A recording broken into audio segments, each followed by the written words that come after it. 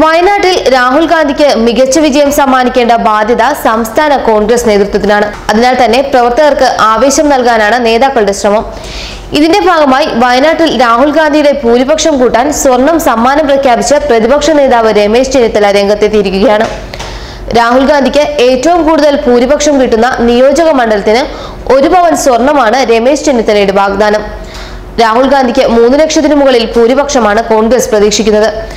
വയനാട് ജില്ലയിലെ സുൽത്താൻ ബത്തേരി, മാനന്തവാടി, കൽപ്പറ്റ, കോഴിക്കോട് ജില്ലയിലെ തിരുവമ്പാടി എന്നീ 4 മണ്ഡലങ്ങളിൽ നിന്ന് 1.5 ലക്ഷം വോട്ടുകളുടെ ഭൂരിപക്ഷമാണ് കണക്കുകൂട്ടുന്നത്. ലീഗിന്റെ പി.കെ. ബഷീർ MLA ആയ ഏറനാട് മണ്ഡലത്തിൽ എത്തിയപ്പോഴാണ് രമേശ് ചെന്നിത്തല 1 പവന്റെ വാഗ്ദാനം നൽകിയത്. ഏറ്റവും അധികം ഭൂരിപക്ഷം നേടുന്ന മണ്ഡലത്തിലെ ഭാരവാഹികൾക്ക് സമ്മാനം നൽകുമെന്ന് മുൻപ് പ്രഖ്യാപിച്ചിട്ടുള്ളതായിരുന്നു. ഇതിന് പുറമെയാണ് രമേശ് ചെന്നിത്തലയുടെ 1 പവൻ പ്രഖ്യാപനം. കൂടുതൽ ഭൂരിപക്ഷം നേടുന്ന കമ്മിറ്റിക്ക് സമ്മാനം നൽകുമെന്ന് പി.കെ. ബഷീർ MLAയും ആര്യാടൻ മുഹമ്മദും പ്രഖ്യാപിച്ചിട്ടുണ്ടായിരുന്നു. അതിനിടെ ലോക്സഭാ തിരഞ്ഞെടുപ്പിന്റെ പ്രചരണത്തിനായി കോൺഗ്രസ് അധ്യക്ഷനും വയനാട് സ്ഥാനാർത്ഥിയുമായ രാഹുൽ ഗാന്ധി ഇന്ന് കേരളത്തിലെത്തി. ഇന്നും നാളെയും വിവിധ തിരഞ്ഞെടുപ്പ് യോഗങ്ങളിൽ അദ്ദേഹം പങ്കെടുക്കും.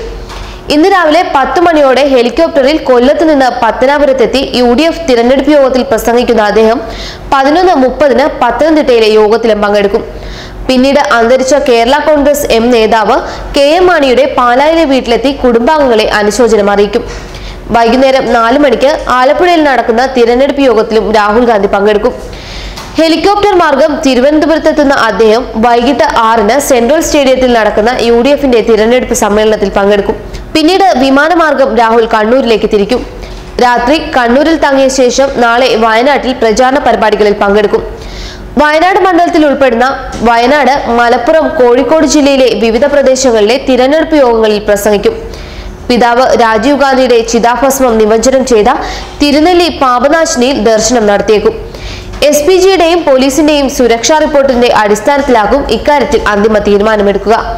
അങ്ങനെയാണ് രാഹുലിന്റെ കേരളത്തിലെ തിരഞ്ഞെടുപ്പ് പ്രചാരണ പരിപാടികൾ. ന്യൂസ് ഡെസ്ക് മലയാളി വാർത്ത.